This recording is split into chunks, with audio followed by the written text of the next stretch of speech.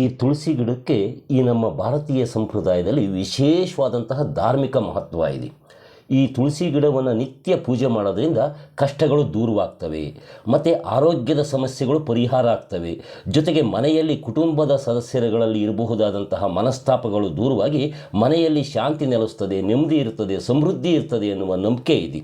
ಹೀಗಾಗಿ ಪ್ರತಿ ವರ್ಷ ಕಾರ್ತಿಕ ಮಾಸದಲ್ಲಿ ತುಳಸಿ ಹಬ್ಬವನ್ನು ಆಚರಿಸಲಾಗ್ತದೆ. ಈ ತುಳಸಿ ಹಬ್ಬ ಅಂದರೆ ಕಾರ್ತಿಕ ಶುಕ್ಲ ದ್ವಾದಶಿಯಂದು ತುಳಸಿ ಮತ್ತು ಸಾಲಿಗ್ರಾಮದ ವಿವಾಹವನ್ನು ಆಚರಿಸುವಂಥದ್ದನ್ನೇ ತುಳಸಿ ಹಬ್ಬ ಅಂತ ಕರೀತಾರೆ. ಹಾಗಿದ್ದರೆ ಈ ತುಳಸಿ ಮತ್ತು ಸಾಲಿಗ್ರಾಮದ ವಿವಾಹವನ್ನು ಯಾಕೆ ಆಚರಿಸಲಾಗ್ತದೆ ಅನ್ನುವ ಬಗ್ಗೆ ಒಂದು ಸ್ವಾರಸ್ಯಕರವಾದಂಥ ಪುರಾಣದ ಕಥೆ ಇದೆ. ಅದನ್ನು ಹೇಳಿಬಿಡ್ತೀನಿ, ಕೇಳಿ. ಒಮ್ಮೆ ಶಿವ ತನ್ನ ತೇಜಸ್ಸನ್ನು ಸಾಗರಕ್ಕೆ ಎಸಿತಾನೆ. ಇದರ ಪರಿಣಾಮವಾಗಿ ಬಹಳ ಶಕ್ತಿಶಾಲಿಯಾದಂತಹ ಒಂದು ಮಗುವಿನ ಜನನವಾಗ್ತದೆ. ಆ ಮಗು ನಂತರ ರಾಕ್ಷಸ ರಾಜ ಜಲಂಧರನಾಗುತ್ತಾನೆ. ಈ ರಾಕ್ಷಸ ಜಲಂಧರ ತನ್ನ ಶಕ್ತಿ ಮತ್ತು ಶೌರ್ಯಕ್ಕೆ ಹೆಸರುವಾಸಿಯಾಗಿರ್ತಾನೆ. ಈಗಿರಬೇಕಾದ್ರೆ ಒಮ್ಮೆ ನಾರದರು ಈ ಜಲಂಧರನ ಬಳಿ ಬಂದು ಪಾರ್ವತಿ ದೇವಿ ಮತ್ತು ಲಕ್ಷ್ಮಿಯ ಸೌಂದರ್ಯವನ್ನು ವರ್ಣಿಸಿಬಿಡ್ತಾರೆ. ಇದನ್ನು ಕೇಳಿದ ಆ ರಾಕ್ಷಸ ಜಲಂಧರ ಆ ಪಾರ್ವತಿ ಮತ್ತು ಲಕ್ಷ್ಮಿಯನ್ನು ಪಡೀಬೇಕು ಅಂತೇಳಿ ಯುದ್ಧ ಸನ್ನದ್ಧನಾಗ್ತಾನೆ. ಈಗಿರುವಾಗ ಪಾರ್ವತಿ ದೇವಿ ಆ ಜಲಂಧರ ತಮ್ಮನ್ನು ಪಡೆಯಲಿಕ್ಕೆ ಯುದ್ಧ ಸನ್ನದ್ಧನಾಗ್ತಿರುವುದನ್ನು ವಿಷ್ಣುವಿನ ಬಳಿ ಹೋಗಿ ಹೇಳ್ತಾಳೆ.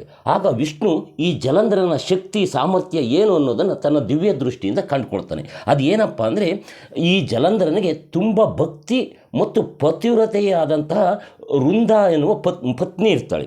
ಅವಳ ಆ ಭಕ್ತಿ ಮತ್ತು ಪತಿವ್ರತೆತನದಿಂದಲೇ ಈ ಜಲಂಧರ ರಾಜನನ್ನು ಯಾರೂ ಕೂಡ ಸೋಲಿಸ್ಲಿಕ್ಕಾಗಲ್ಲ ಮತ್ತು ಸಾಯಿಸ್ಲಿಕ್ಕೂ ಕೂಡ ಆಗಲ್ಲ. ಇದು ವಿಷ್ಣುವಿಗೆ ಅರಿವಾಗ್ತದೆ. ಈಗ ಪಾರ್ವತಿ ದೇವಿ ಮತ್ತು ಲಕ್ಷ್ಮಿಯನ್ನು ಪಡೆಯಲು ಮುಂದಾಗಿರುವಂತಹ ಈ ರಾಕ್ಷಸ ಜಲಂಧರನನ್ನು ಯಾರಾದರೂ ಸೋಲಿಸಬೇಕಂದ್ರೆ ಅವನ ಪತ್ನಿ ವೃಂದಾಳಿಗೆ ಇದ್ದಂತಹ ಗಂಡನ ಮೇಲೆ ಇದ್ದಂತಹ ಭಕ್ತಿ ಮತ್ತು ಪತಿವ್ರತೆಯ ತನವನ್ನು ಮುರಿಯುವಂಥದ್ದು ಅನಿವಾರ್ಯವಾಗಿರ್ತದೆ. ಹೀಗಿರುವಾಗ ಜಲಂಧರನನ್ನು ಸೋಲಿಸಲು ವಿಷ್ಣು ಋಷಿಯ ವೇಷವನ್ನು ಧರಿಸಿ ಜಲಂಧರನ ಪತ್ನಿ ವೃಂದಾಳ ಬಳಿಗೆ ಹೋಗ್ತಾನೆ. ಆಗ ವೃಂದ ಯುದ್ಧದಲ್ಲಿ ಹೋರಾಡುತ್ತಿದ್ದ ತನ್ನ ಪತಿ ಜಲಂಧರನ ಸ್ಥಿತಿಯ ಬಗ್ಗೆ ಈ ಋಷಿಯ ವೇಷದಲ್ಲಿದ್ದ ವಿಷ್ಣುವನ್ನು ವಿಚಾರಿಸ್ತಾಳೆ. ಋಷಿ ವೇಷದಲ್ಲಿದ್ದ ವಿಷ್ಣು ತನ್ನ 2 ಮಂಗಗಳು ಜಲಂಧರನ ರುಂಡ ಮತ್ತು ಮುಂಡವನ್ನು ಕೈಯಲ್ಲಿಡಿದಿರುವುದನ್ನು ತೋರಿಸ್ತಾನೆ. ಇದನ್ನು ನೋಡಿದ ವೃಂದ ತೀವ್ರ ದುಃಖಿತಳಾಗಿ ಮೂರ್ಛೆ ಹೋಗ್ಬಿಡ್ತಾಳೆ. ಮತ್ತು ಪ್ರಜ್ಞೆ ಬಂದಾಗ ಅವಳು ಮರಳಿ ತನ್ನ ಪತಿಯನ್ನು ಜಲಂಧರನನ್ನು ಬದುಕಿಸಿಕೊಡುವಂತೆ ಆ ಋಷಿಮುನಿಯಾಗಿದ್ದಂತಹ ವಿಷ್ಣುವಿನಲ್ಲಿ ಪ್ರಾರ್ಥಿಸ್ತಾಳೆ.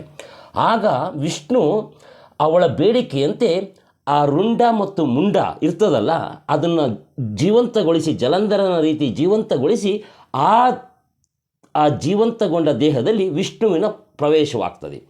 ಈ ವಿಷ್ಣುವಿನ ಪ್ರವೇಶವಾದ ಆ ಜಲಂಧರನ ದೇಹ ಅಂದರೆ ರೂಪದಲ್ಲಿ ಇರ್ತಾನಲ್ಲ, ಆತನೇ ತನ್ನ ಗಂಡ ಜಲಂಧರ ಅಂತ ತಿಳಿದಂತಹ ವೃಂದ ಆತನ ಜೊತೆ ಪಾತಿವ್ರತ್ಯವನ್ನು ಅಂದರೆ ತನ್ನ ಕರ್ತವ್ಯವನ್ನು ಅಂದರೆ ಕೂಡಿಕೆ ಅಂತಾರಲ್ಲ ಅದನ್ನು ಮಾಡ್ತಾಳೆ. ಈ ಮೂಲಕ ಏನಾಗ್ತದೆ, ಆ ವೃಂದಳ ಪತಿವ್ರತೆಯತನ ಮುರಿದು ಹೋಗ್ತದೆ. ಹೀಗೆ ಪತಿವ್ರತೆಯತನ ಮುರಿದು ಹೋದ ಕೂಡಲೇ ಯುದ್ಧದಲ್ಲಿ ಜಲಂಧರ ಸತ್ತು ಹೋಗ್ತಾನೆ. ಈ ವಿಷಯ ಆರಂಭದಲ್ಲಿ ವೃಂದಳಿಗೆ ಅರಿವಾಗಿರೋದಿಲ್ಲ. ತದನಂತರ ಈ ಸತ್ಯ ಗೊತ್ತಾದ ಕೂಡಲೇ ವಿಷ್ಣುವಿಗೆ ಒಂದು ಶಾಪವನ್ನು ಕೊಡ್ತಾಳೆ, ನೀನು ಹೃದಯಹೀನವಾದಂತಹ ಕಲ್ಲಾಗಿ ಹೋಗು ಅಂತೇಳಿ. ಆಗ ವಿಷ್ಣು ಹೀನನಾದಂತಹ ಶಾಲಿಗ್ರಾಮದ ರೂಪದಲ್ಲಿ ನೆಲೆಸಿಬಿಡ್ತಾನೆ. ಇದರಿಂದ ಈ ಬ್ರಹ್ಮಾಂಡದಲ್ಲಿ ಅಂದರೆ ಈ ವಿಶ್ವದಲ್ಲಿ ವಿಷ್ಣುವಿಲ್ಲದೆ ಅಸಮತೋಲನ ಉಂಟಾಗ್ತದೆ. ಈಗ ವಿಷ್ಣು ಇಲ್ಲದೆ ವಿಶ್ವದಲ್ಲಿ ಉಂಟಾದಂತಹ ಅಸಮತೋಲನವನ್ನು ಸರಿದೂಗಿಸ್ಲಿಕ್ಕೋಸ್ಕರ ದೇವಾನುದೇವತೆಗಳು ಆ ವೃಂದಾಳ ಬಳಿಗೆ ಹೋಗಿ ಆ ವಿಷ್ಣುವಿಗೆ ಕೊಟ್ಟಿರುವಂತಹ ಶಾಪವನ್ನು ವಾಪಸ್ ಪಡೆಯುವಂತೆ ಬೇಡ್ಕೊಳ್ತಾಳೆ.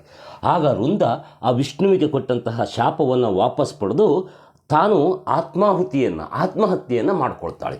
ಅವಳು ಆತ್ಮಹತ್ಯೆ ಮಾಡಿಕೊಂಡಂತಹ ಸ್ಥಳದಲ್ಲಿ ಈ ತುಳಸಿ ಗಿಡ ಹುಟ್ಟುತ್ತದೆ.